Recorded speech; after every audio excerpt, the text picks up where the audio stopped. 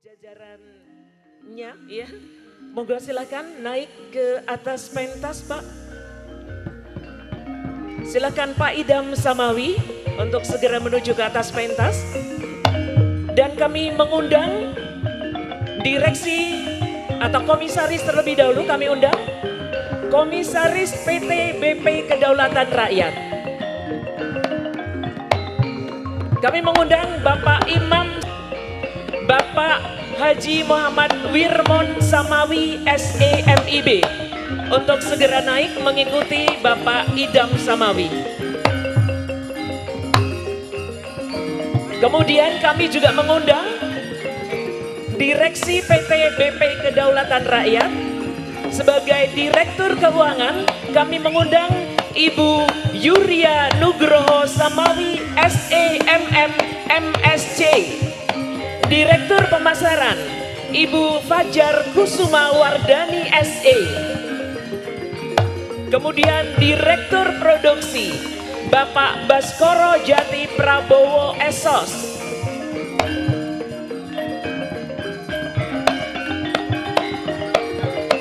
Sekali lagi kepada Bapak Baskoro.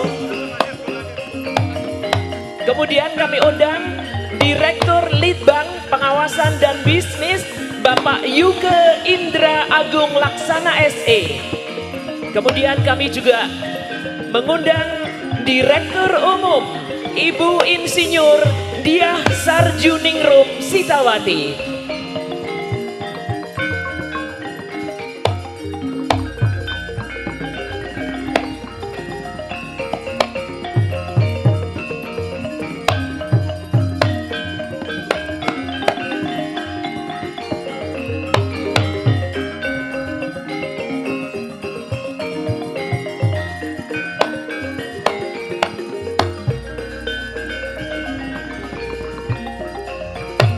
Penyerahan secara simbolis tokoh wayang Semar diberikan dari Direktur Utama Kedaulatan Rakyat Bapak Haji Muhammad Idam Samawi kepada Dalang Ki Yusuf Ansor Ganendra, di mana Semar adalah lakon yang dimunculkan malam hari ini sebagai tokoh utama.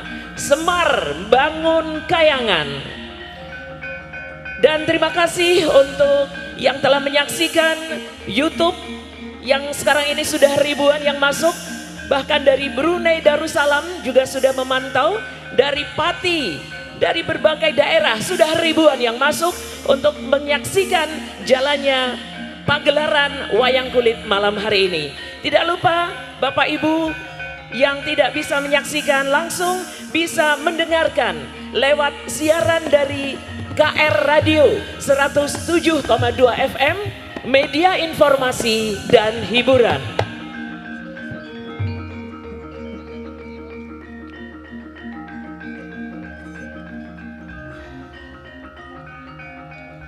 Kami mewakili seluruh panitia dan keluarga besar KR menyampaikan ucapan selamat malam.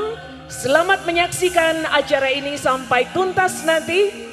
Kurang lebihnya saya Murni Lokawati dari KR Radio mengucapkan terima kasih perhatiannya. Mohon dimaafkan atas segala kekurangan. Wassalamualaikum warahmatullahi wabarakatuh.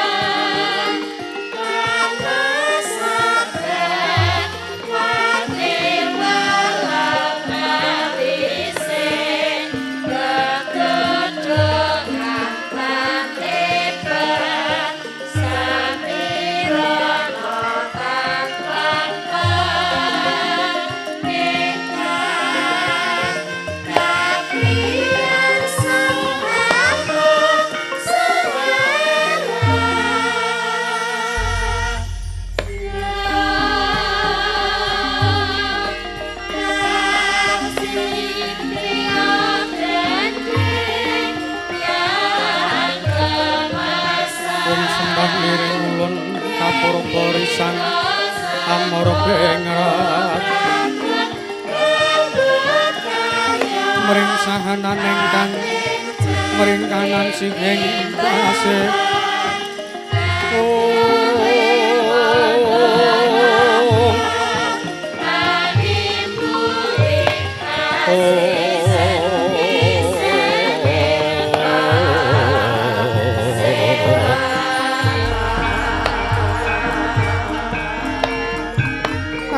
Para para Pandhawa yoga mula mangungsir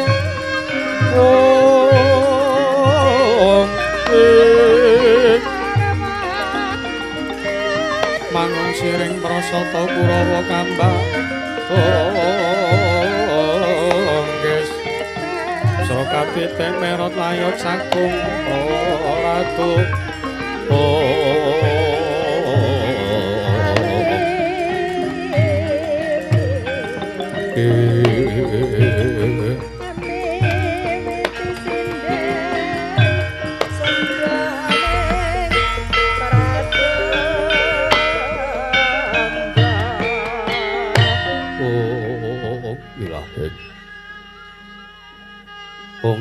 Wilahen awigna mastu purnama sidam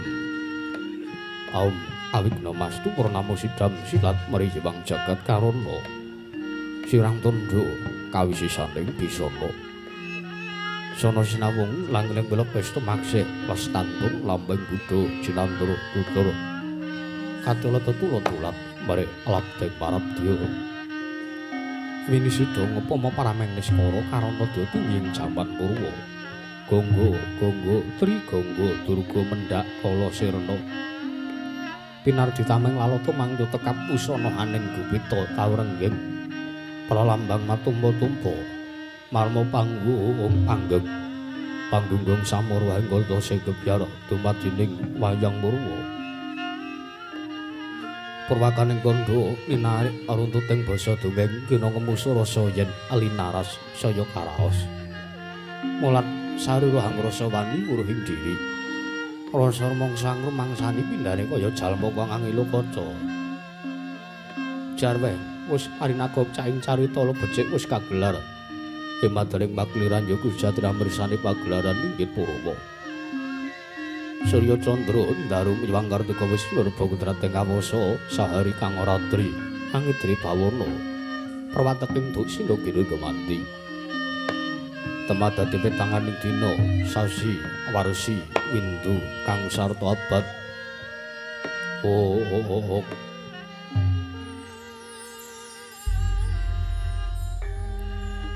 Dok tunggulan tangkar mangkarta isine rambun kaya jawab padeng rembyah datu padang ing kutu alang atoga buron wana nyang buronto ya dadi branakan tanpa wicalan padang tarangan sinari sanggewang arep nawi ingkang arsa mrubawani jagat Bonggeng sakar wetan mungup-mungup munggeng kalingan gerabang menenganga lamun kaeksayahan dilak-dilato bumi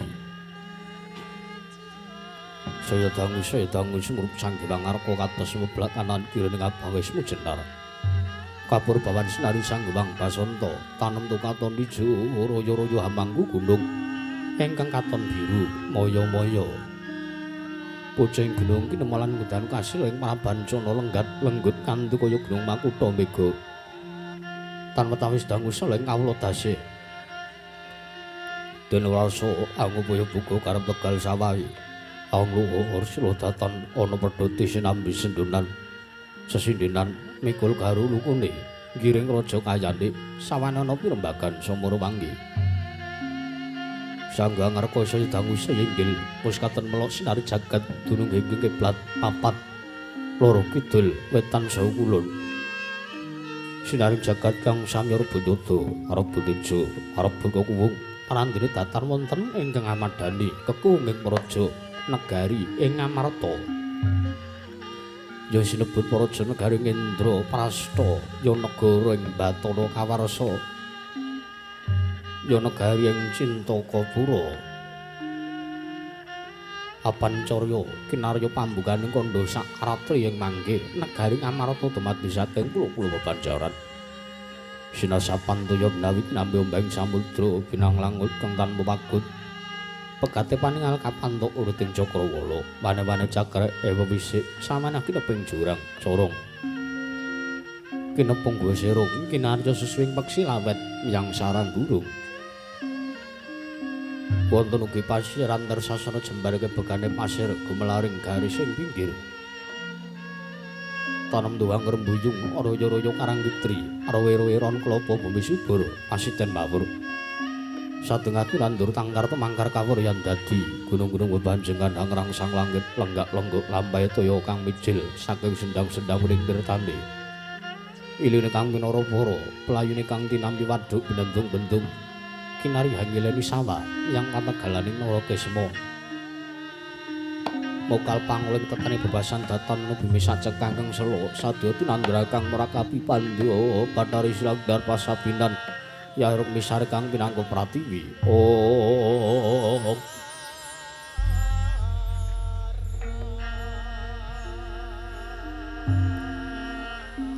pategalan ari nunggu palawejeng ngrembuyu godhong adik ambe kowe ngantuk kaya manglunga wit-witane polo kependem, polo kesimpar, polo kebantung, sadutan kuciwa jinawi tukulan kang mawek sarasanding diri.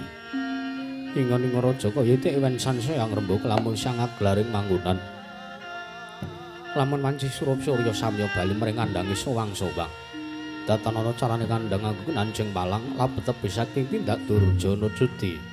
Samya sayek saeka kapti karya luhuring rusa bangsa tuwin negari Indraprastha. Wanagogi bangi gunung anggung nungsa lestari tumurun trah tumerah sada dadi huruk-huruk kan lingkungan langgung lamunta tinali sampun samya samet maring sesageban sepentep saking tindak sansaya sinansaya wada winodalane momat sinamatan daya dinayan sawiji-wiji mapan sejatining jejiban kang pinuji temah mawujud manunggaling cipta rasa karsa kang sak temah babar karya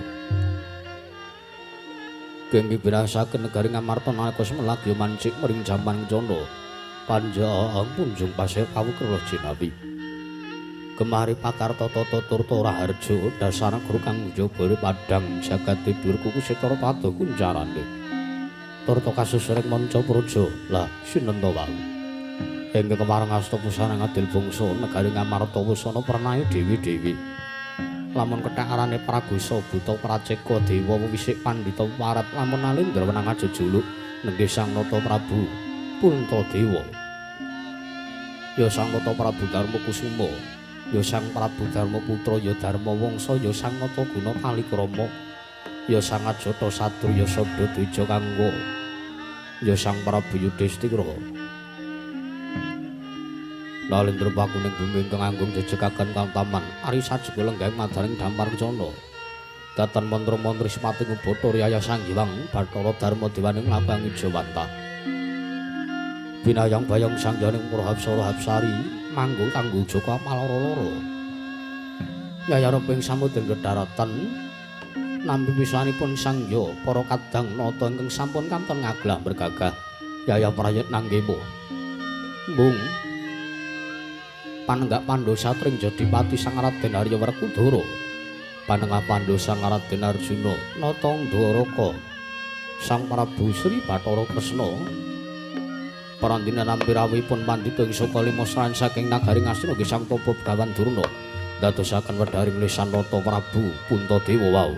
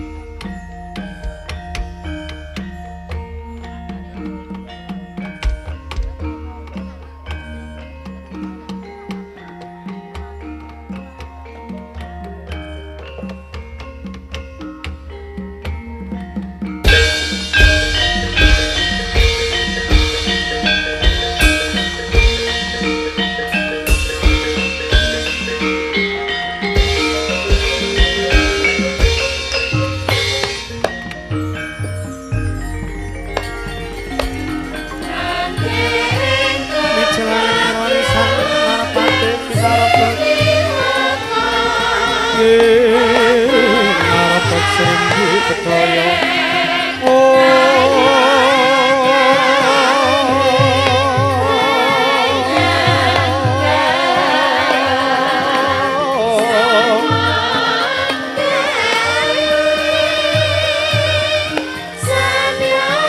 timbang lampah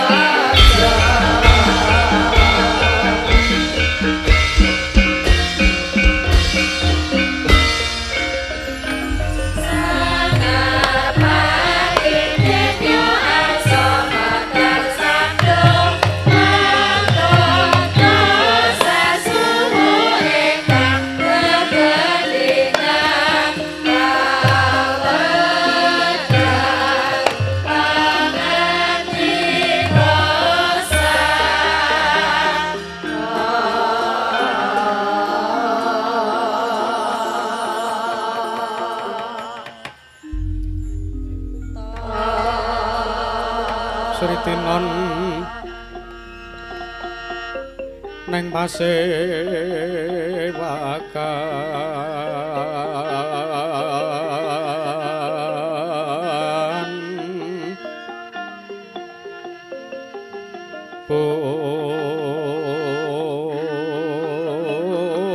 busana maneka warna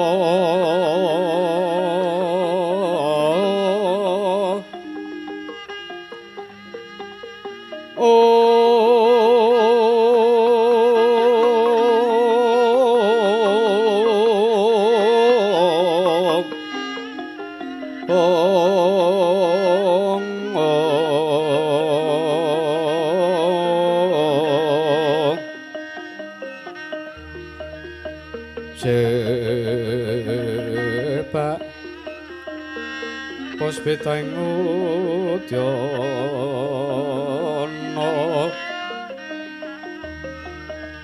miang manjra sarwa rama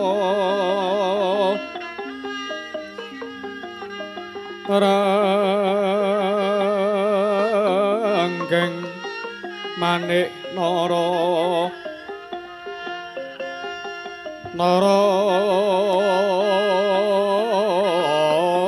mata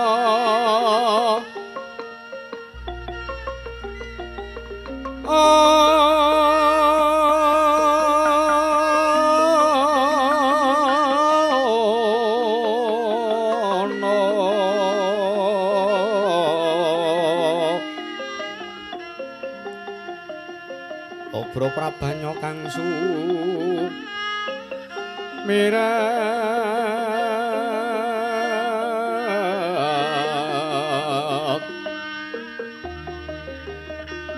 kenyaring neca laliwaran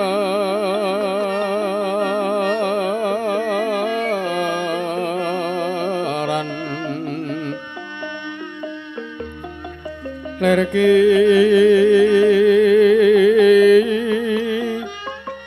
laji siring dadet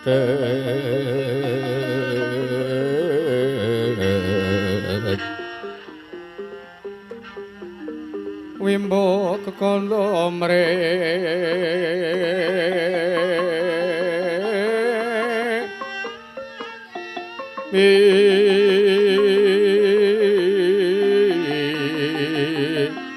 ingin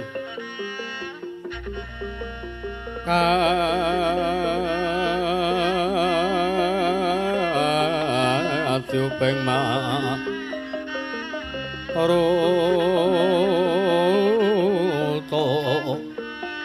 mondong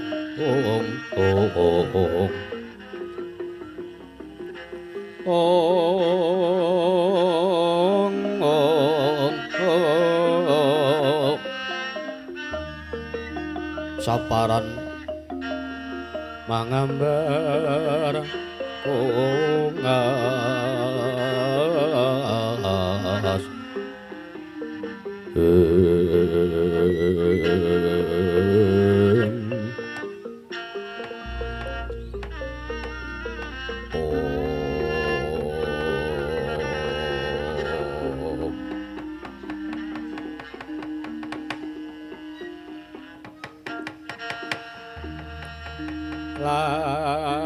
lamun sira angga guru kaki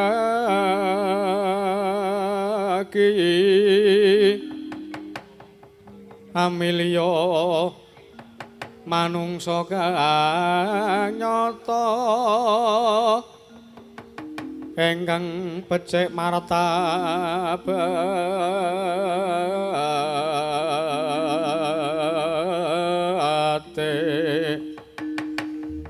sarta kawruh mring hukum kang ibadah lan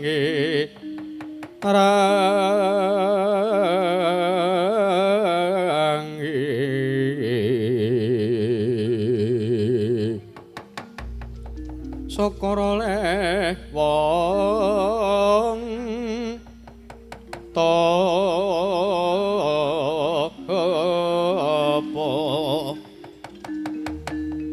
engkang was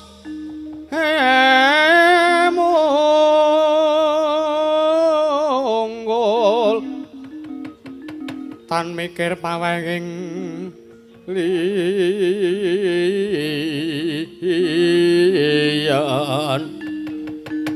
iku pantes Kuranana kaki sartane kawruhana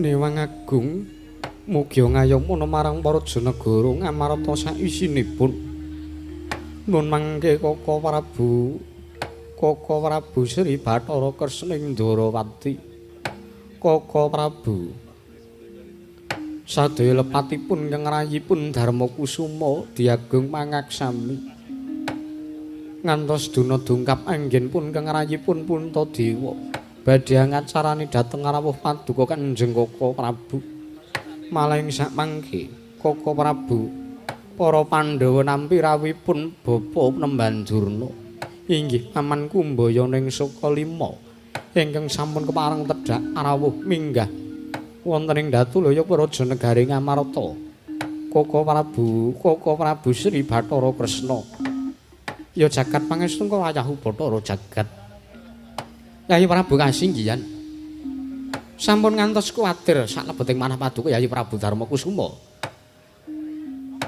anggen paduka randhat ngacarani dhateng wiswanipun ingkang raka ing Dwaraka Yayi babar pisan ingkang raka ing Dwaraka mboten gadhahi raos mesgul saklebeting manah malah kepareng sakmangke kula suwun kanthi sanget paduka kepareng ngacarani saha andhangu dhumateng rawuhipun Paman Durna ing Sukalima jernyatanipun nadyan sinebat ingkang raka ing Dwaraka menika pujanganing para Pandhawa nanging langkung wigati menawi Paman Durna langkung ruwin ingkang katimbalan jernyata menika gurunipun para Pandhawa ingkang sampun kathah paring ilmu dhumateng pun para Pandhawa pramila Yayi babar pisan kahicala jiguh lan perkewuh Durgamu sangga runggi sakmangke kepareng animbali dhateng pratanipun Paman Durna inggih Paman Kumbayana ing Sukalima ngaturaken manuwun jernyata mekaten pangandika paduka Kaka Prabu. Kula suwun marayogaken rawuhipun wonten negari Ngamarta. Ih, sampun boten kirang sekeca Yayi. Nuwun mangke Bapa Durna, bapa penembanku mbayaning Sukalima. Sewu lepat aturipun keng putrapun Darmakusuma diagung mangaksami. Jernyata kathah kekirangan nggen kula nyugata rawuh paduka. Kepareng kula ngaturaken asung masegan panakrami mugi kunjuk wonten ngarsa paduka bapa penemban Durning Sukalima. Bapa penembanku mbayana. Lole kentos waru gembal manyar-manyar doneng dungkul wana las dadi wana Dik.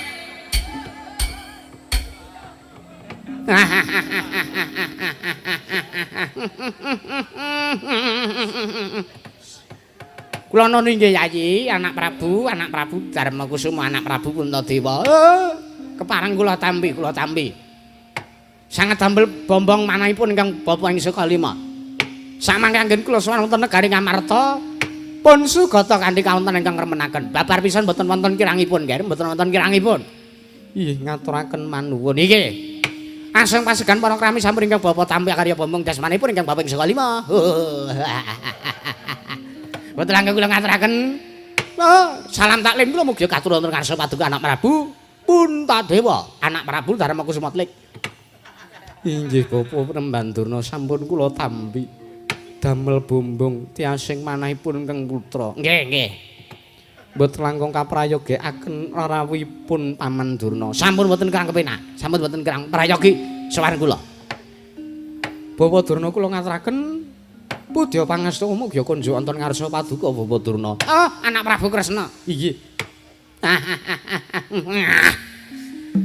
Kepasang jajak katuju nginu nggih.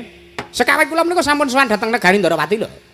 Nanging kunciwaning manahipun ingkang Bapa ing Sukalima sareng kula sowan wonten negari Ndoraka. Oh, lah kok Nayaka negari Ndarawati sami matur samya ngandharaken bilih samangke paduka anak Prabu Sri Bathara Kresna nedeng tedhak nedeng rawuh wonten negari Ngamarta. Oh, pramila kula nuju kawonten wonten negari Ngamarta.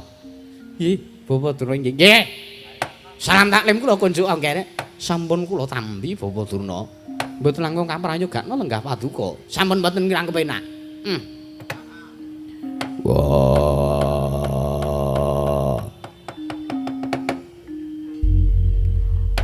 Durna bapakku. Kumbayana bapakku ya Durna, guruku ya wong tuaku Sukalima.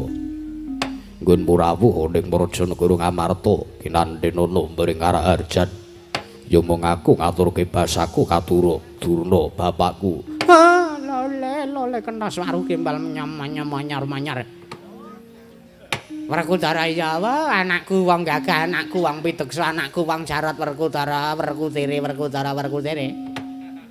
Kowe atur basa ngersanipun Bapak wis sak tampa ya Werkudara. Yo. Pangestumu tak jaluk. Tampanana. Tak gegem dadekake jimat prayogan rawuhmu ning Prajanegara Ngamarta, Durna bapakku. Kaya wis ora kurang kepenak Werkudara. Urung apa-apa kok wis tarter. Urung klebon sego barang ter. Iya. Jimat apa? Bapa Durna kemareng kula ngaturaken sembah sungkem mangabekti kula kunjuk wonten ngarsa paduka pamanku Mbayana. Wong bagus iya Janaka. Janaka ya tak tampa kowe ngaturke sembah ngersanipun Bapa. Ora pangestunipun Bapa ing Sukalima wae tampanana ya Janaka. Inggih, Janaka sanes Jamaka. Iya. Jamaka cilik semono ki kapan le diet ora? Inggih. Matur sembah nuwun genging manuwun kula aturaken. Ya. Nuwun mangke Bapa Durna. Kados pundi kare? Sewu lepat aturipun Darmakusuma inggih ingkang putra Ngamarta diagung mangaksami. Mboten wonten lepatipun. Mbok menawi kula kaanggep lancang kananten kula rasa ndangu dhateng rawuh paduka. Bapa Penemban Durna ing Sukalima rawuh wonten negari Ngamarta. Damel kaget setaning manihipun keng putra Bapa Durna Karanten paduka menika awis-awis rawuh wonten negari Ngamarta teka sak mangke sengkan-sengkan datan pepoyan menawi alit utusan gandhek sak kembaran agengipun utusan cantrik Mangwijaya saking pertapan Sukalima nanging dinten sak mangke paduka rawuh piyambakan wonten negari Ngamarta kamangka menawi kula wawas anggen paduka rawuh wonten negari Indraprasta sajak ngemu wigatos bapa penembahan estu kula nyadong dawuh saha kula nungsung pawarta menggah menapa ingkang dados darunanipun Bapa Durna menapa kula sampun pun keparengaken matur nggih iye sampun kula keparengaken maring dawuh jernata paduka pepunden sesembahan kula Bapa Durna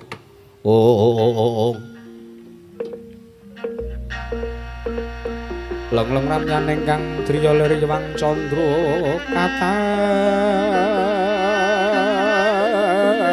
katawengan sumuk tenan iki ing dias katup edan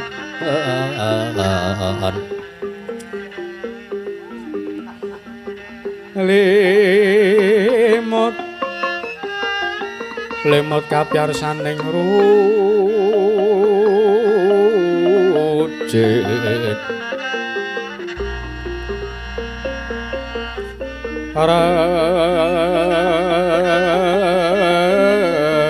remeng driya manawung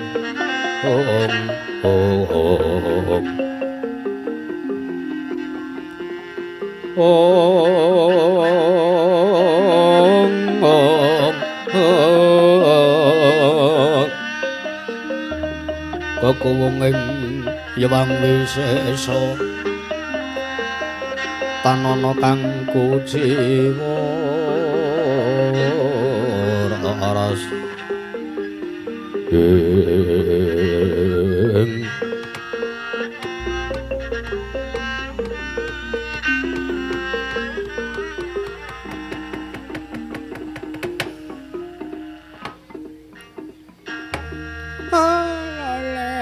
sewu lepat aturipun kang Bapak Sukalima Diagung Pangaksami nggih. Estunipun sowan kula mriku mboten saking pikajengan kula piyambak. Anggen kula sowan kersanipun para Pandhawa menika mboten saking kekarepan kula pribadi, mboten. Inggih. Nanging wonten ingkang utusan lan wonten ingkang dawuh dhateng kersanipun ingkang Bapak Sukalima. Kapurih kula kinen sowan wonten kersanipun Paduka Anak Prabu Darmakusuma ing Ngamarta. Lajeng sinten ingkang utusan dhateng piswanipun ingkang Bapak Sukalima ngger? Kawuningana. Ing mangke Anak Prabu Duryudana dawuh kalihan kula, Bapak Durna, Paduka kula suwun saestu sowan dhateng kersanipun para Pandhawa. Lajeng menapa ta wigatosipun? Kula menika prasasat ngantos pun lemes. Atat bebayu kula mboten gadhahi daya kekiyatan. Awit menapa? Ngelih. Mboten menika nggih, mboten menika sababipun kula lemes. Mboten menika sababipun kula wastra lungset ing sampiran sarah munggo ing lautan. Nanging ngemudi kawonten wonten para Jenengaring Ngastina ingkang sampun wonten Sabta Candra rikalenggan sak mangke nggih. Negari Ngastina kados dene Ketaman Welaing Jawata. Negari Ngastina kados dene Ketaman Pagebluk. Kathah para kawula ingkang esuk lara sore ketiwasan sore lara esuk kapralaya, Dik. Kathah sanget kawontenipun para kawula wonten negari Ngastina. Kula ngantos bingung prasesen temek kurang golek. Anggen kula ngupadi sarat srana murih waliyaning para negari Ngastina. Wanderi gagar wigar tatan antuk karya. Para kawula sampun kula rehaken supados nindakaken memetri dhateng buminipun piyambak-piyambak. Ugi tatan saged damel srana waling negari Ngastina saking bebaya ruhara ingkang sampun pun sandang dening para kawula sak negari Ngastina. Anak Prabu Duryudana ugi sampun bingung. Malah samangke badhe nyuwun pamit, badhe seren anggenipun madheg nalendra wonten negari Ngastina. Ampun, nggih ampun. Nek Paduka leren Paduka nyuwun pamit ngunduraken diri pribadi. Kinarya iki menika mboten dados Nalendra lereh keprabon saking negari Ngastina. Oh, mesaken para kawula teges menika paduka Nalendra ingkang boten netepi darmaning Kanalendran.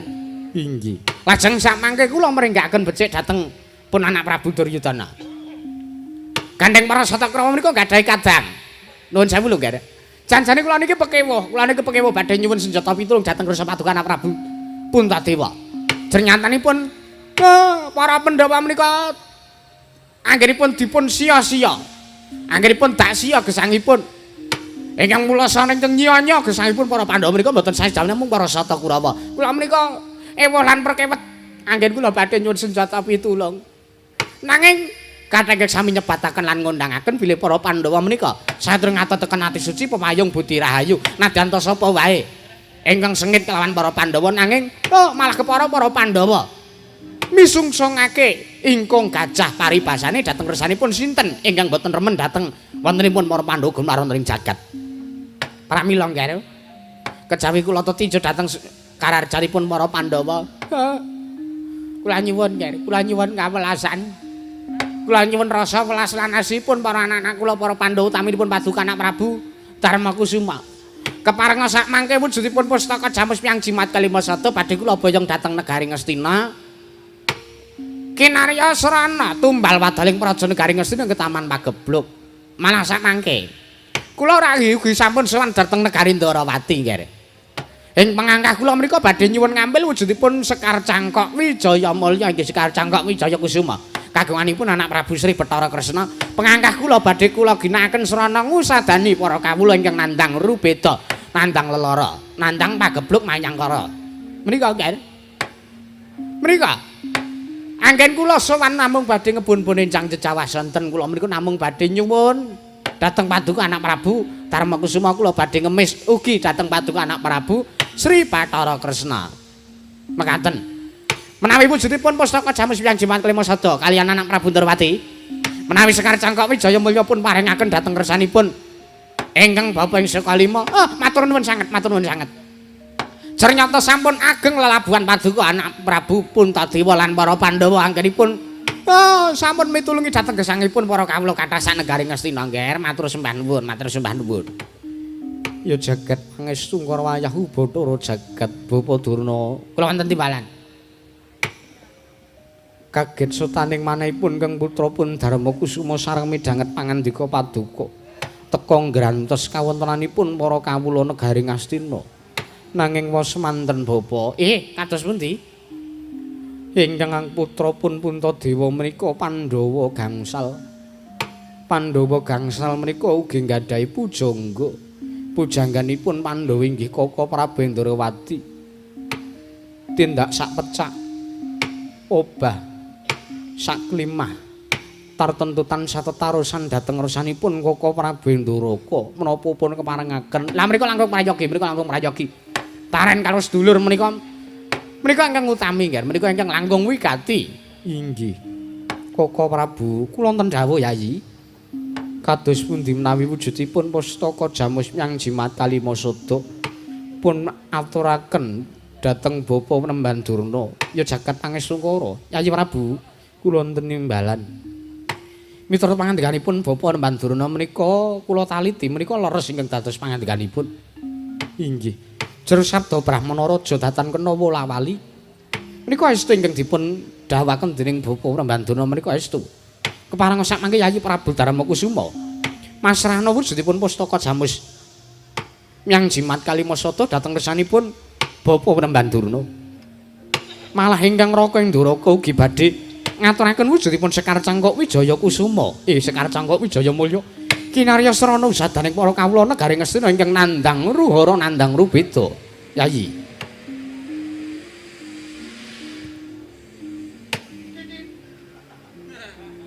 Werkudara barep kakangku apa?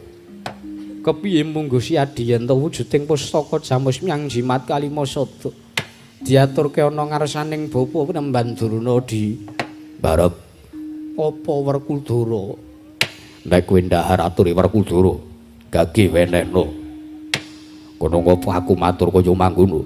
Wah, Durna kuwi guruku. Durna kuwi guruning para Pandhawa. Durna wis paring ilmu akeh ana kersaning para Pandhawa. Akeh lalabuhane Durna kersaning para Pandhawa lan para Pandhawa duwe utang budi kersaning Durna bapakku. Kula kang saka kuwi besok apa para Pandhawa bisa duweni kalodhangan males budine Durna bapakku yen ora dina samengko. Mesakno kanane para kawula sanegara Ngastina. Barep pasrahno wujuding pustaka Jamus Myang Jimat Kalimasada. Aku ora bakal lowel. Semanten ugi kula Kaka Prabu kathah ngilmuku ingkang pun maringaken sedaya peparingipun Bapa Prambanduruning Sukalima paring ilmu dhateng ingkang rayipun Arjuna pramila sak mangke kula suwun kanthi sanget wujudipun pustaka Jamus Myang Jimat Kalimasada pasrahna dhateng Bapa Prambanduruning Sukalima Kaka Prabu Puntadewa. Sikra-sikra yen permana kanca sikra ngrakit nawang sesangka nawang sesangka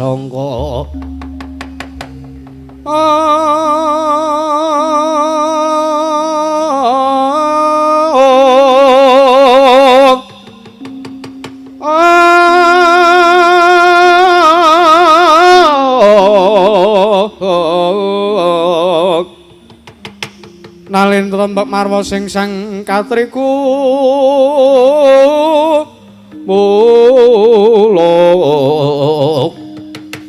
katriku mulung mangroma ing wadya kurda kurare kagiri-giri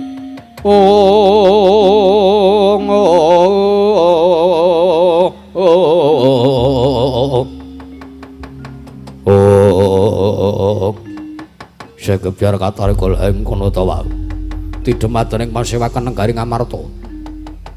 nata ing Amarta Sang Prabu Darmakusuma nampi aturipun Sang Yapara kadang-kadang Pandhawa tintrem madyaning batos nata ngamarta Sang Prabu Darmakusuma teman dadosaken kanyut kang minangka warju kanyut jare wong aganten warju jare wong akeca inang durung abangi durung manjing dasaring pertala kang saru gegering jaba piyang arsa takeping mriku waseban bono amuk apa to kang dadi darunane ora ana macana digajangking medhun saka wantilan kejawi amung sawanipun utusan saking padukan Karang Kademel nenggiat majaning Sang Kilurah Semar Badranaya nenggih Sang Kilurah Bagong kadheraken dening ingkang Raka nenggih Kilurah Cakrawangsa inggih Kilurah Nalagaring minggah wonten ing Datulya Raja Negaring Amarta pepeh pindha sata metarangan gawe kagiat kang samya mulat.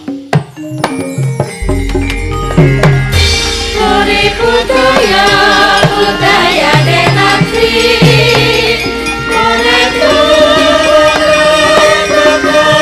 Satru Dekakara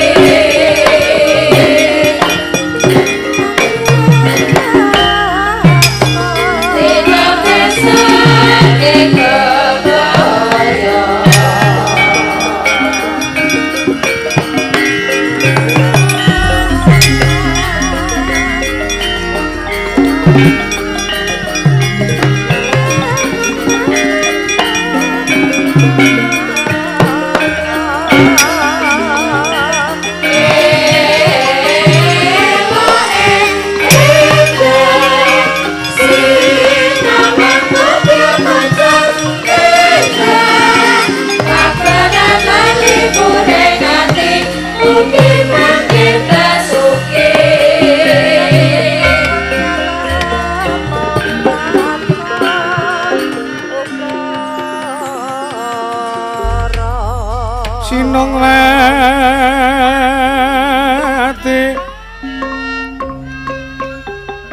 Sinong mati jagat kinari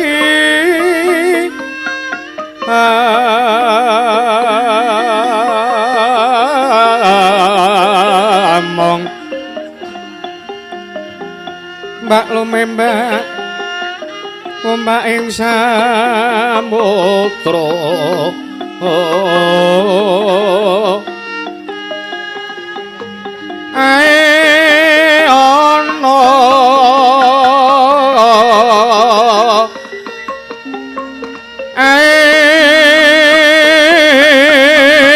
ana bale lumut amrek kenggeng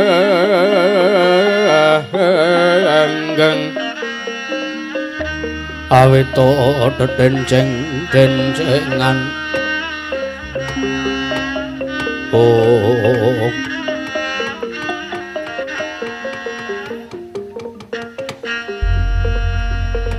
ya jagat pangestu karo Wayah Bathara jagat Koko Prabu Kresna kula wonten timbalan Yayi damel kejosetaning tias ingkang rayipun Puntadewa awit dereng ngantos purna nggen kula nampi dawuh sabda pangandika saking Bapa Nembandurna teka sak mangke menika kula nampi sawanipun Panakawan Bagong kalian Nala Garing kamangka sawanipun tanpa tinimbalan Koko Prabu Yayi kula wonten timbalan awana dikaya ngapa menika abdinipun para Pandhawa Bagong kalian Garing menika kathah labanipun lho kalian pun para Pandhawa menika kathah labanipun lan para Pandhawa menika kathah nggadahi utang budi dhateng pun Kakang Semar saat majanipun pramila sawanipun ponakan kekalih menika kadangu mbok menawi wonten wigatos saking diri pribadinipun Bagong utawi Nala Garing piyambak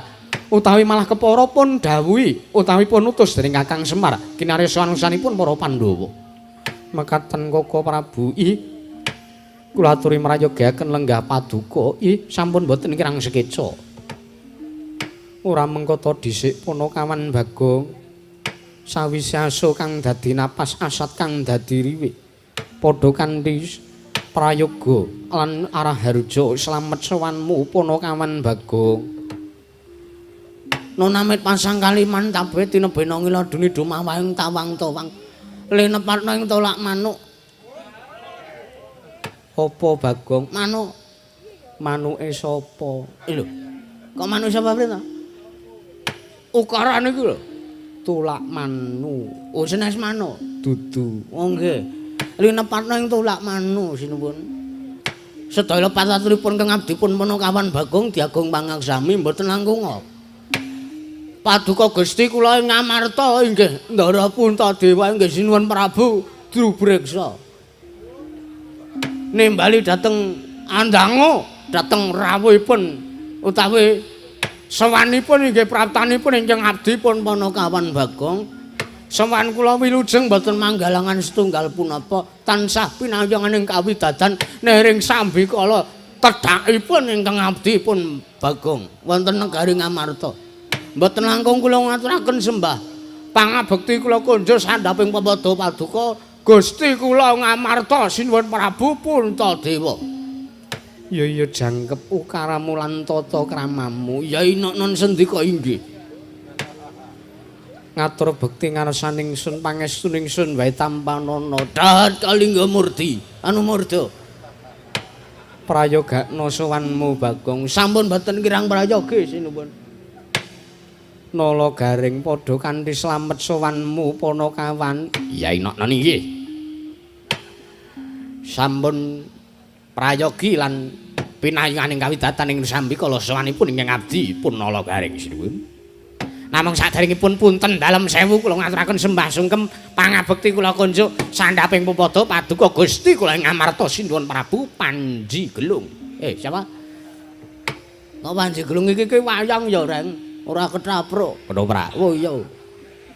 Sinuwun Prabu Puntadewa. Ya nala garing tak tampa pangestuku tampanana. Sampun sanget kula pundi sinuwun. Bagong. Non. Kena ngapa sing sowan ana ngarep dudu kok nala garing nanging malah sira. Monggo garing kuwi luwih tuwa mbangane Bagong. Kula gelem ora gelem iso ora iso kula sing enten ngarep.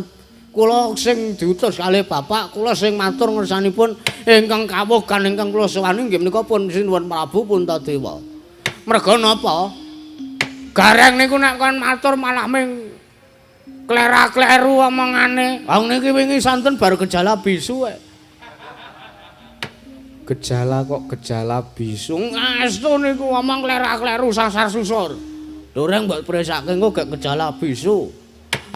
Kejawi saking mriku. Gareng niku nyawang mawon rak mboten mesra to. Wong mripate kira nyekel apa-apa ora bener. Nabuh ya ora jegos.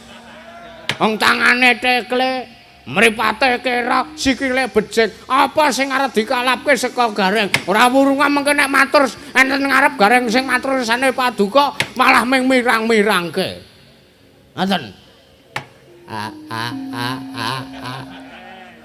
sia-sia kowe karo aku Gong lho aku ki ngomong kanan sing nyatane kok Reng anak kowe lara ati ya lara ati ya ndara janaka kula ajeng wangsul mawon ndara Mulya kowe urung wis dilunasi gek minggat to kono kowe. Anggepe apa ora? Ora mulih mulya. Wong bayaranmu sing nggawa aku kok. Ya wis ora sida mulih wae aku, Gong. Heeh. Bagong padha slamet sowanmu Panakawan. Wo. Sinuwun Kresna. Oh nggih, Sinuwun Kresna. Wilujeng sowan kula bekti kula kunjuk Sinuwun. Iya. Tak tampa Panakawan pangestuku tampanana. Nggih, sampun kula pundi. Panirake lho ora senengane ora. Panakawan Bagong padha slamet sowanmu Panakawan. Lho, pukulan rada. Dudu. Lho suarane persis kaya sinten sampean, Mbak? Aku Begawan Durna. Apa pangling karo aku Bagong? Wah, jan wis Begawan Durna to. Iya. Karang suwe ora tau pethuk. Brengose saya kandel saiki. Payu pinten wedhuse, Mbah? Kok wedhus apa ta? Aku ki pendhita kok anggap tukang dodol wedhus ngono apa piye? Oh nggih. Slamet sowanmu Panakawan. Wilujeng bekti kula kunjuk Penemban Durna. Iya. Pangestuku tampanana. Pun kula pundi? Gareng padha slamet sowanmu nala gareng. Pamujinipun Penemban Durna menika. Wilujeng sowan kula bekti kula kunjuk Penemban. Ya, nala gareng tak tampa. Oh, pangestuku tampanana. Wis sampun sanget kula pundi Penemban. Bagong. Padha slamet sowanmu Panakawan. Ndara Werkudara nggih wajan. Ajeg gedhe wae suarane ora. Nek swara kula niku nek sore gedhe nek esuk cilik. Apane? Suara kula niku lho, kula niku nek enten omah niku rekane garang kula mengidolakan sampeyan to, Den. Yo. Suara kula gawe gedhe. Omongan karo bojo kula, wah. Mbak saya kok wah. Saya cilik terus hilang. Kangelan goleki. Bekti kula kandha Ndara Werkudara. Tak tampa pangestuku tampanana Bagong. Nggih. Sampun sanget kula pundi. Bagong padha slamet sowanmu. Ndara Janaka wilujeng bekti kula Ndara. Iya. Niku kelinci gak dibagake. Mau wis tak bageke. Nanging ya mung ora kapireng dening sapa wae. Iya to nala gareng. Nggih, lampun sapet jago kalih sampeyan kok wau Den. Iya. Nala Bagong sinten? Kula napa gareng sing ajeng didangu kula napa gareng kok nala Bagong. Oh iya. Panakawan Bagong wonten dawuh. Apa wigatine dene sira sowan tanpa tinimbalan. Pun napa kula pun dikeparengake matur sinuwun. Iya Panakawan tak paringi kalodhangan matur sembah nuwun. Ngaturaken gunging panuwun namit samangke kula sampun pun paringi kalodhangan wekdal. Kula kinen matur sanipun Sinuhun Prabu Puntadewa. Lah punapi ingkang dados daharunanipun niki enten tawon ngencoki weteng kula. Nah. Mbangane ngentep rak terus dadi saya gedhe wetengku kok. Nek wetengku saya gedhe saya ora ketok. Ngapunten saderenge. Kula sowan tanpa tinimbalan iki mboten kok teges kula lancang. Nanging bot-bote kula nyendikani lan bot-bote kula kepengin ngabekti kalih tiyang sepuhipun Bagong inggih menika Lurahe Semar. Bapakmu Semar nggih. Kena ngapa kowe matur mangkono? Manu Bapak Semar niku utusan kalih kula. Kula kadhawuhan supados sowan ngersanipun Sinuhun Prabu Puntadewa. Lah napa wigatine Bapak dereng paring dawuh. Sing baku para Pandhawa tok boyong ning Karang Kadempel. Mangkono Bagong nggih, para Pandhawa tok boyong ning Karang Kadempel. Sinambi mundi wujudipun pusaka negari Ngamarta. Ingkang winastan wujudipun pustaka Jamus Myang Jamrut. Apa? Pustaka Jamus Myang Jamrut Kalimasada.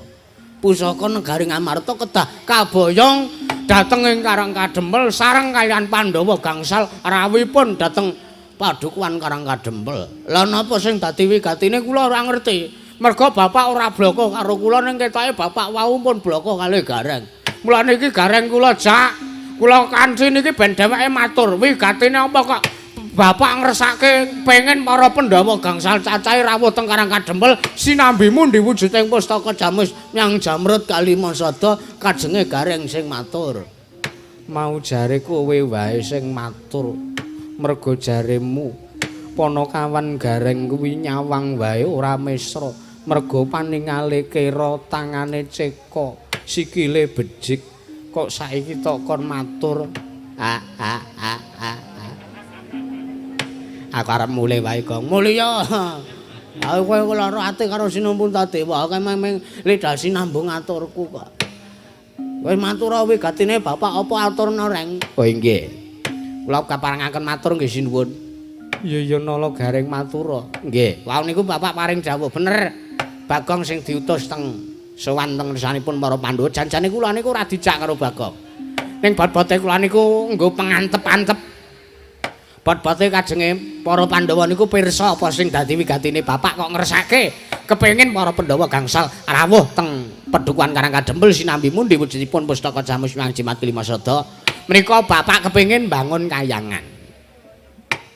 Bapakmu ya Kakang Semar arep bangun kayangan Nala Gareng. Nggih. Lah napa wigatine bapak utawi Bapak Semar ajeng bangun kayangan kok Pandhawa gangsal sing disuwun rawuh sinambimu diwujuding pustaka Jamus Myang Jimat Kalimasada. Wujuding pusaka menika badhe pun ginakaken serana murih rancak lan kasembadyaning sedanipun bapak anggenipun badhe bangun kayangan. Mekaten menawi ngendikanipun bapak lidah sinambung saking Panakawan Gareng. Walah ngarep bangun kayangan to Semar ki, Reng. Heeh. Mbok lakone mbok sing rada antep reng kowe kuwi ora. Pengen nang kono keneng peyungan wis Semar bangun kayangan. Saiki ya iya nganti njudeng ndasku kowe. Ayo manut sing ngresake kok ora kowe iki. Nah, kudu sendika dawuh ora. Heeh. Nganti referensi buku 1001 malam tak buka. Hubungane apa kok ora kowe iki ora? Aku sangka bingungku. Wong Semar arep bangun kayangan to, Rek? Heeh. Nah niku, wah lah jebule bapak niku ajeng bangun kayangan. Kula bingung kok Semar ora kentekan material. Bangun bangun kayangan iki yang ning bangun dalan wah remuk. Iya Bagong. Nggih. Lah niku munggah wigatine bapak utusan kalih Bagong utusan kalih Gareng niku wigatine niku wau. Lah monggo pusaka ajeng diparingke kula matur nuwun wondene mboten diparingke alesan lan dasare napa kula nyuwun katerangan sing gumanthah. Wekdal kula kandharaken kersanipun Sinuhun Prabu Puntadewa. Sumangga. Bagong wonten dawuh. Aku bingung. Bingung? Iya, bingung mikir manuk podang kuning napa? Dudu. Nanging aku bingung pusaka arep tak pasrahke kowe apa arep tak pasrahke Bapa Durna. Lho, Durna. Iya. Lho niki rawuh mriki wigatine napa? Negara Ngastina Ketaman Pagebluk. Bisane Waluya Nirmala Temah Jati. Kalamunta tinumbalan wujuding pusaka. Negara Ngamarta ngengaran pustaka Jamus Myang Jimat Kalimasada Bagong. Weh lah nggih. Ha kok ora pati nduga mana kula. Ning nuwun sewu lho, Den. Kepiye Bagong? Mboten napa-napa upamane mengke wujuding pustaka Jamus Myang Jimat Kalimasada mboten diparing keteng kula mboten napa-napa. Sing penting Pandhawa gangsal Kesdu lan kersa rawuh teng Pedukuhan Karang Kadempel. Merga sing dibutuhke niku Pandhawane sejatine dudu kok wujuding pusakane. Nek kula tesih sampeyan nanggep kula niki bature sampeyan. Nek kula tesih panjenengan nanggep minangka abdining para Pandhawa, sampeyan mandhahar atur kula. Kowe arep matur apa, Bagong? Mengke riyen. Sampeyan ugi para Pandhawa menika kedahipun mawas, kedahipun pirsa lan kedahipun tanggap. Kurawan niku pun pira mawon gawe cintrakaning para Pandhawa.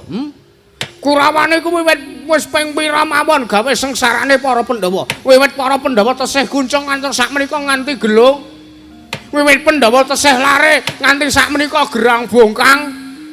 Kurawan niku mboten kendhat damel karti sampe kok ajeng nyengsarake para Pandhawa. Lah kenang apa kok kula matur ngaten? Kula niku mung nyuwun dhateng ngersanipun sinuwun Prabu Duryudana. Ya. Ngawur ora. Puntadewa kok Duryudana. Sapa? Sinuwun Prabu Puntadewa. Sinuwun Prabu Puntadewa kula suwun supados lena ingkang prayitnan. Kewalik, Kang. Kewalik. Supados mboten lena ingkang prayitnan. No, supados mboten lena ingkang prayitnan. Nuwun sewu lho niki niku amit nemu niki arepa gurune Pandhawa ning niki janjane wisa niki wisa niki. Sing wisa apane? Lho cangkeme niki. Niki wisa niki ngumbar wisa niki. Ngati-ati sampean. Pandhawa niku kagungan wujuding pusaka aran Kyai Kalimasada niku dados kekuatan dados cagak tuwake negara Ngamarta. Pandhawa 5 sak kawulane niku kekuatane dumunung wontening pustaka Jamus Myang Jimat Kalimasada. Lah kok arep disilih karo wong iki. Arep disilih, arep diboyong teng negara Ngastina. Kamangka alesane nuwun sewu. Negara Ngastina Ketaman Pagebluk. Nek miturutipun Bagong negara Ngastina Ketaman Pagebluk niku pun lumrah, pun wajar. Merga napa? Ngastina niku isine mung wong elek-elek.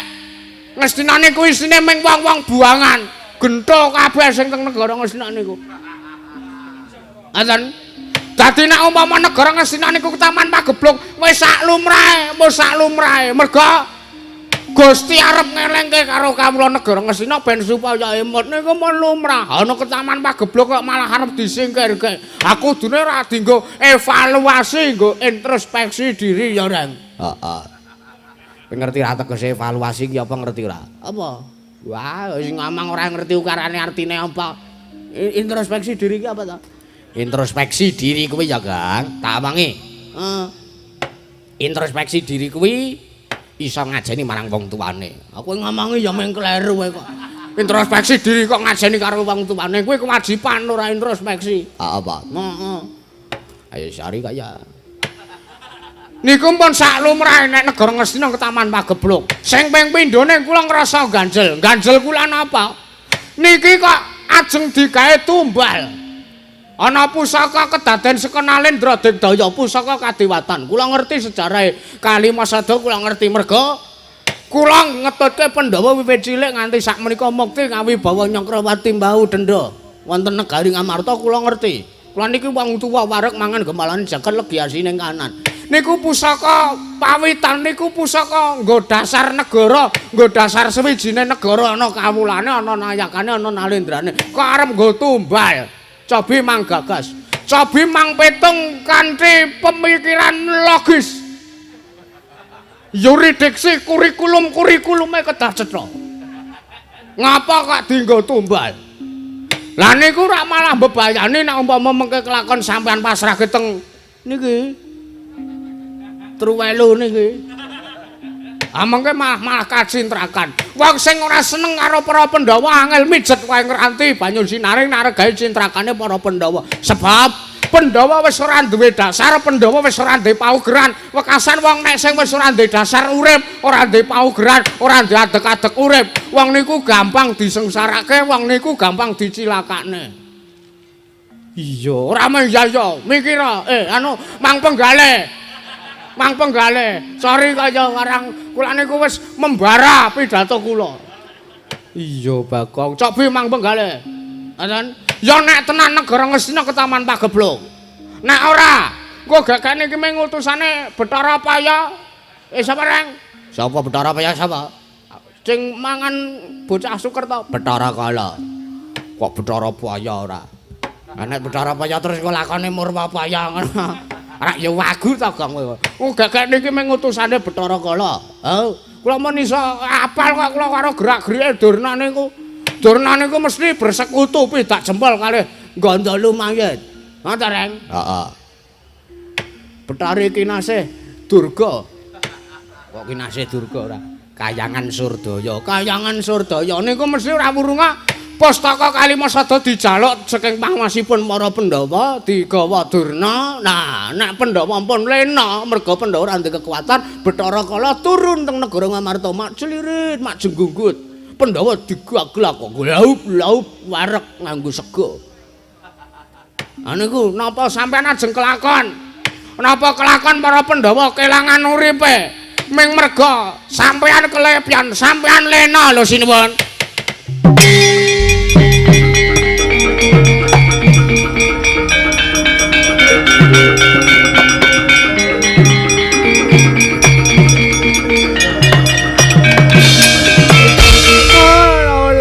Kentaswaru gempal manyar-manyar duk neng ndung kalau ana alas dadi wana. Bakak. Apa, Mbah? Lho. Kowe ora basa karo aku. Lho, ngobasa karo wong tukang ngapusi niku mboten enten pedae. Ngoten. Kula ora basa karo sampean niku ora apa-apa. Arepa derajat kula kere, arepa sampean derajate pendhita nganggo kethu putih entuk kalungguhan pujangga ning negarane sampean. Ning kula niki luwih tuwa mbangane sampean lho, Mbah. Kudune lho nek dipitung miturut umur sampean ora ngajeni karo Bagong niku kudune sampean pun kuwalat merga sampean niku sak buyut kula sampean niku sak putu kula. Penake ngono Gong aku tak golek rokok. Ameng padune kowe wedi kok ora sumpah rokokku entekna. Wingi bar entuk rong slap saka sponsor kae. Bal kowe blas ora awer-awer kancane ra ditoleh. Dumah wis entuk rong slap minggat. Tenan iki entek tenan rokokku, Kang. Wis kono. Bagong, apa, Mbah? Anu apa putuku Durna piye? Oh, ngawu gawar-ngawur ucapmu. Ndruwili kaya grojokan terwete kaya batat senembu pategalan. Ya ben, ngoten. Kula wani karo sampean niku dasar kula bener. Dasarmu apa? Mengke riyen, Mbah. Saiki dipetung. Ana negara Ngastina niku negara sing kuncara Anjayang Bawana lho. Neng nuwun sewu teng negara Ngastina niku enten Kurawa cacahe 100, Sata Kurawa. Mbako Kurawa. Sata Kurawa niku. Nek janjane nek negara Ngastina tanpa enten Kurawane.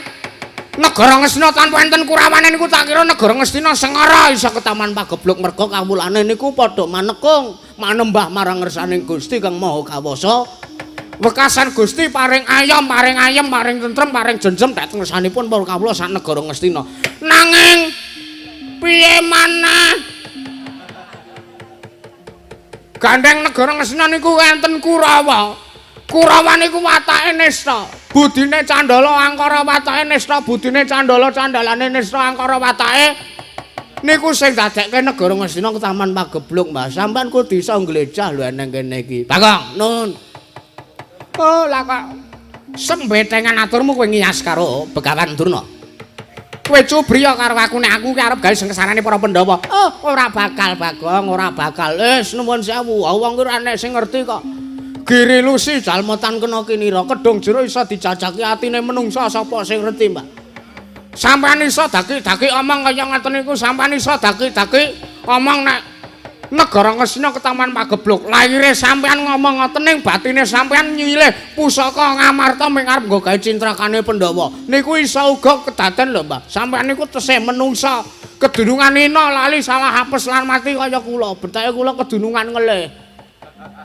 Ngoten. Wah, Bagong. Pripun? Kowe aja wani karo Durna, bapakku kuwi guruku. Kuwi sesembahanku sing menehi ilmu karo Werkudara. Nuwun sewu, sampeyan iku dadi murid tak kira ya murid bento. Wah. Murid bento piye? Ana guru kaya ngene kok dipundi-pundi, ana guru kaya ngene kok diasihi. Diajeni lho ora. Napa tuman sampeyan ana guru medharke ilmu kok bojone jaran? Hah? Ana menungsa guru sing jare digugu lan ditiru kok karo jaran arep. Engko gagak sampeyan ya wedhus karo wedhus. Wah, aja ngawur. Lereno lemu ngoman-oman karo Durna bapakku. Yen kowe ora leren omong kaya ngono ning ngarepe Durna bapakku, aku sing tegel karo kowe. Mboten napa-napa sampean tegel kalih kula Den. Ora apa-apa sampean tegel karo Bagong. Kula niki momong sampean wiwit cilik, wiwit tesih wujud bungkus. Kula niku pun ngetutke sampean. Nganti sepriki kula momong sampean. Kula akeh lelabuhan karo sampean. Nggih sari kula omongke ora kok kula sambang ora kok kula umuk niku mboten ning kasunyatane ngaten. Mboten apa-apa nek sampean ajeng tegel kalih wong tuwa kaya Bagong. Ning eling Den, mangemot-emot. Sampean niku luwih enom bangane Bagong. Sampean niku mung sak putu kula mung sak buyute Bagong. Nek sampean tegel karo wong tua kaya Bagong, oh titenono Den. Kuwalat nekani lho Den. Aku ora wedi. Ora wedi ya wis. Wah, tak weden-wedeni ora sukses. Tak kira terus, wah Bagong njaluk ngapura terus sujud karo aku. Anggepmu apa sujud karo kowe? Iya ya. Kowe manut ta? Kowe manut karo Begawan Durna. Kowe takon bali, kowe bali ya. Kowe tak jaluk bali. Ora sandadak nyuwun ambil wujuding pustaka Jamus Hyang Jimat Lima Sada Bagong. Weh lah nuwun sewu. Lah kula niku wigatine kalih Sinuwun Puntadewa, Ratu Ngamarta sing kagungan pusaka sing ajeng kula silih niku Sinuwun Puntadewa, ora kok sampean. Nanging kowe wis ngias karo asmane Begawan Durna. Oh, mula gelem ora gelem kowe kudu bali. Kowe kudu bali. Matur ning bapakmu. Bapakmu ki mung wong loro saudon terus saurupan kok arep bangun kayangan sing ora gatopo. Weh lah piye to ki wah jan. Menungsa ora iso diterangke kanthi bener ora. Ngeten. Sampeyan aja ngece lho. Kula biasane lara ati nek enten sing ngomong Semar mong gedibal 17 wong elek nyolok mripat sing arep nggo ragat apa nek arep bangun kaya. Biasane kula terus nesu terus ngajeng Siti Gung Siti Tanaya. Biasane ning saniki mboten merga kula ngrumangsani kula niki pun tuwa. Kula niki pun tuwa. Kula wis ora pareke nek muring-muring. Ning ora apa. Kula ora trima sampean ngomong kaya ngoten niku. Dasar apa kula ora trima? Kula niku nggondheli pustaka, Mbah. Ngoten. Pusaka Ngamarta niku ora pusaka baen-baen lho. Sampeyan aja watoni iso nggunakake pusaka niku lho. Wong apik wong ora tau tumindak dosane ngasta wujude pusaka niku mbaten elek kedungsang-dungsang uripe. Kula wis tau soalé. Pas kula dipasrahi wujuding pustaka Jamus Hyang Jimat Lima Sada, kula cekel teng tangan kula mbaten. Wah iki nek tak nggo ngapusi wong tak nggo nyulap godhong dadi dhuwit ngono piye ya. Kula mara-mara kula ketiban duren ndas kula yakin iki asli niku. Wong sing ora jujur pas nyekel pustaka Jamus Hyang Jimat Lima Sada mawon kacintrakan uripe. Apa meneh sampean duwe niat ora prayoga? Sampean duwe niat elek karo Pandhawa arep gawe sengsarane para Pandhawa.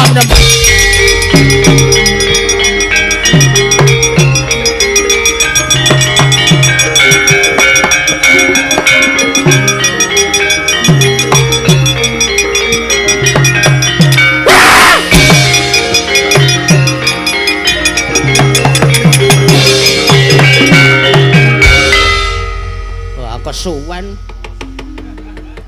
Menungso ora tatalan. Lah kok ngoman-oman. Cangkeme ora kena diatur. Cangkeme ora kena ditata. Durna. Kowe ngoman-oman Kakang Semar arep bangun kayangan sencaki sing ora trimake.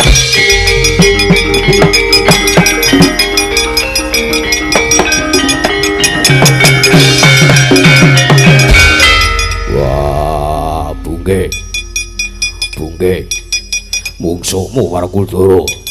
Mungsuhmu aku mergo kowe wis wani nglarak Durna bapakku. Durna kae sesembahanku kae wong tuaku sing pendheng ilmu karo Werkudara. Lah kok kowe wani kaya ngono ning ngarepe Werkudara. Kajengipun Durna luput kedah kula adili. Kula mboten ajrih menawi kula kedah pun pejahi dening Kakang Mas Werkudara. Wah, suduk kuku Pancanaka modar kowe. Werkudara.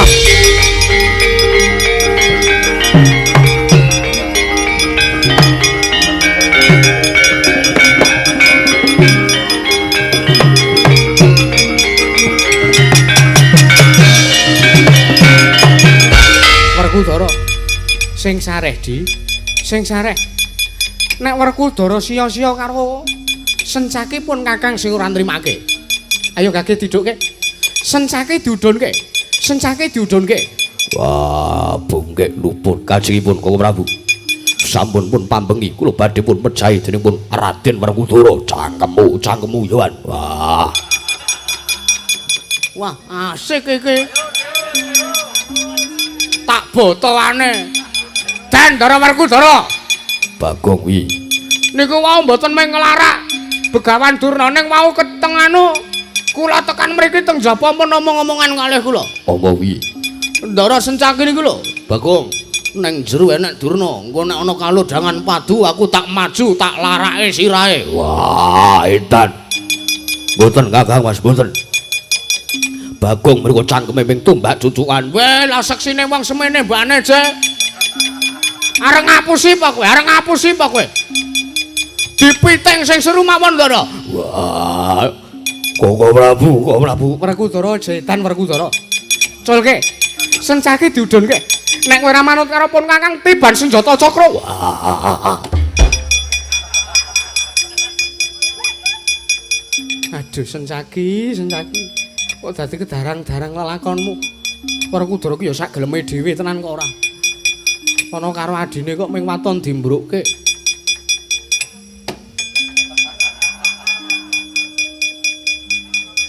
Nyun pangapunten Kakang Prabu, sencaki kula wonten dawuh. Sesuk meneh arep temindaki dipetung. Ih, ngestaken dawuh. Heeh, dipetung ora. Oh, iku tumbak cucukan. Kapan aku muni ngono mau? Lho, wau nika. Ora. Aku ketemu karo dapurmu lagi saiki. Lah kok dadi kowe iso muni sing kaya ngono ora?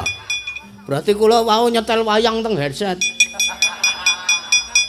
Sorry kaya tak kira nek sampean ngomongi kula kaya kula wau nyetel radio teng dalan.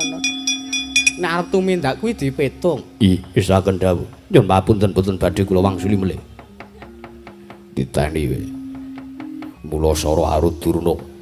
Ajar kecek ndasmu. Ih, mang kecek mawon, mboten iman-iman. Wah, Werkudara. Wah. Nek arep tumindaki dipetung. Ih, Malah kowe dhewe to sing kacintrakan. Wis ngerti dhewe Kakangmu Jodipati iki tresnane kepati-pati karo Begawan Durna. Eneng ngarepe Kakangmu Jodipati kok kowe wani nglarak Durna tok tendang sirahe tok idak cengele kae mau. Dasarmu apa? dasar kula mangkel. Kula mendem dendam kalian Durna. Ora, malang krek. Wah, Aja tok baleni meneh Sencaki. mboten. Kowe dhewe kacintrakan nganti dipiting karo Werkudara kowe ditibake lara ora Sencaki. Saged Kakang Prabu. Wah, lekas. Drama. Ndasmu. Meneng. Kula nyuwun pun bela. Kula nyuwun pun bantu. Werkudara, Oh, sesuk nek ya aja sia-sia karo Sencaki iki abdiku. Nek pun Kakang ora ana Sencaki, kuwi mengko malah ora prayoga dadiane. tak. Ben terus-terusno le marempilani karo cah Koke Anukara. Senengane tumbak cucukan. Nggih niku senengane tumbak cucukan. Udah meneh. Lara ora kowe mau ditibake Sencaki. Saged kok. Sesuk meneh iki ngenteni dawuhipun Kakang. Ih, Nek ana Durna kirane Durna gawe perkara, kuwi ngentenono dawuhipun Kakang. ih. Nek umpama aku wis dawuh Sencaki Begawan Durna Antemana kowe mangkat. Istaka dawuh. Sesuk meneh. Diati-ati. Nek krungu suarane Durna gawe rusuh. Nek pun Kakang urung dawuh ya siadi aja mangkat. Ning nek umpama pun Kakang wis dawuh. Sencaki Durna gawe perkara Antemana. Nyun pamit.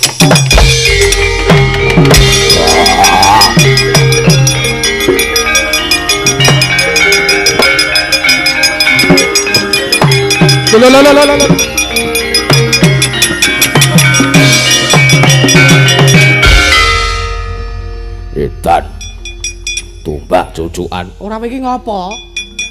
Kowe iki ngopo? Werkudara dokke, Werkudara didokke. Singunen aku singunen. Wah kaya le sia-sia lho ora didokke, Den. Wah, nek nganti kae mengko bungkek Pulasara karo Durna bapakku ijole nyawamu. Dokke sike, aku tak rembukan karo kowe. Aku tak rembukan karo kowe, udukno sike. Wah, yo.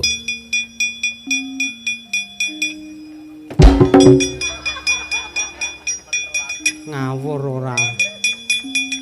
Yuh mlinder ki lho. Nganti Durna dipulasara karo Sencaki kowe. Kowe sing dadi jole. Iya ya engko sik to tak terangne, tak jlentrehne. Aku mau dawuh piye karo Sencaki? Sencaki Durna kae perkara Antemana. Lho engko sik aku ora nganggo umpama to. Aku ora nganggo umpama. Nek umpama aku dawuh ngono, ya Sencaki kon takon budal. Lah ning pun Kakang ki ora dawuh, mung umpama. Mung umpama, dong ora kowe. Wah, Lho. Aku malu dipiting dan tiban senjata cakra. Ki pusakaku kok ya dienggo lho. Werkudara, apa? nek nganti kowe mulasara karo Sencaki, pun Kakang sing adili karo Siadi. Wah, edan.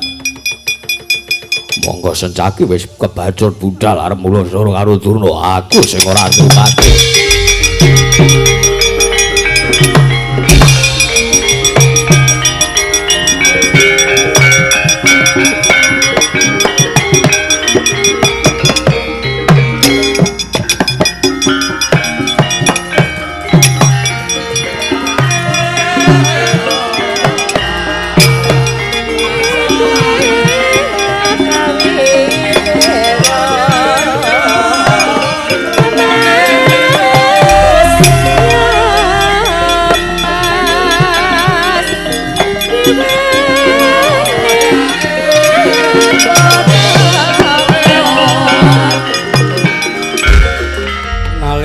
Marma sing sang Katri Gumulung mangroma ing wadya Kurdakura rek kagiri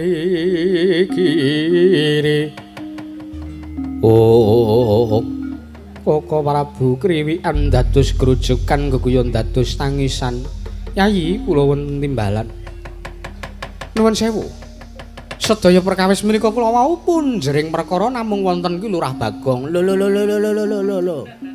Sejak kapan sampean dadi Jaya Endra ki?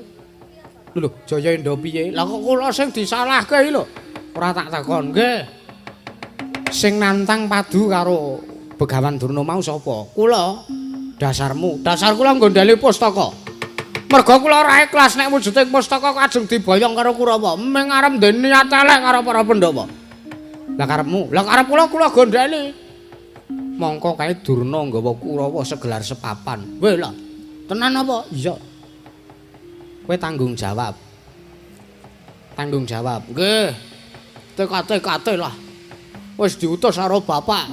Kon mboyong Pandhawa ya tak boyonge saisane ning Kurawa tak undurne sik. Nggih to, Den? Iya, kono. Nggih. Nyuwun pangestu nggih. Iya, tak pangestoni nggih. Nyuwun tak nyuwun pangestu.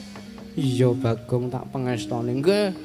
Ndara Janaka nyuwun dongane, muga-muga menang kula musuh Kurawa. Iya Bagong.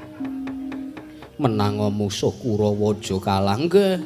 Nek kalah nggih nomboki nggih ta? Iya. Gelem ora gelem nomboki nggih ta? Iya nggih. Mangko wong arep perang niku nganggo ragat. Iya. Ragate apa? Lho. duit lho. Dudu wong perang kok duit anggapmu wong jajan. Lah terus wong perang niku ragate napa? Wong perang kuwi ragate tenaga. Lah sakniki tak takon duit niku marahi ndek tenaga napa mboten? Iya. Lah nyuwun. Ora nggawa, pahit. Ilmu pendremisan ora kanggo saiki. Koko Prabu, kula wonten dawuh. Miturut paduka, kula kedah ngawrati ingkang pundi? Yayi wonten dawuh. Menawi miturut ingkang Raka ing Dwaraka kedah ngawrati dhateng gegayanipun Kakang Semar. Awit menika becik, awit menika sae lan gegayanipun Kakang Nayantaka menika luhur. Sampun ngantos pun lirwakaken mekaten Koko Prabu. Nggih. Malah sak mangke kula suwun. Menawi sampun sarujuk Koko Prabu, para Pandhawa badhe bidal dhateng padukaning Karang Kadempel. Kula pasrahaken kawontenanipun Werkudara sakmangke kapurih purun pun boyong wonten padukan Karang Kadempel. Yayi nuwun sewu sampun was kuwatir. Bab perkawis Werkudara kula ingkang tanggel jawab. Sampun ngantos Werkudara damel perkawis wonten negari Ngamarta. Inggih. Lan kula ugi badhe ngunduraken dhateng pun pamanku Mbayaning Sukalima. Ingkang sakmangke damel kisra kaliyan Pumrakawan Bagong kula ingkang nentremaken ngaturaken panuwun Koko Prabu Arjuna kula wonten paring adhawuh. Kaya wis purna jejiban pasiwakan bubana kang padha sibuk ingsun kundur kedaton non ngestaken dawuh Koko Prabu nyuwun pamit madal pasilat. Sing ati-ati aja kaya bocah cilik. Arjuna kaya wis ora ana dawuh maneh. Purna gati ning mananggilan. Arsa sang foto kundur kedaton siluk saking dampar kecana kinabet gambaran gading kadheraken sanggaring para banjedi manggung tanggung Jaka Malarara ingkang samya ngambil upacara ing Prabot. Kawisa saking mandra tindak nyosang Sri Naranata kaya binayong widodara widodari.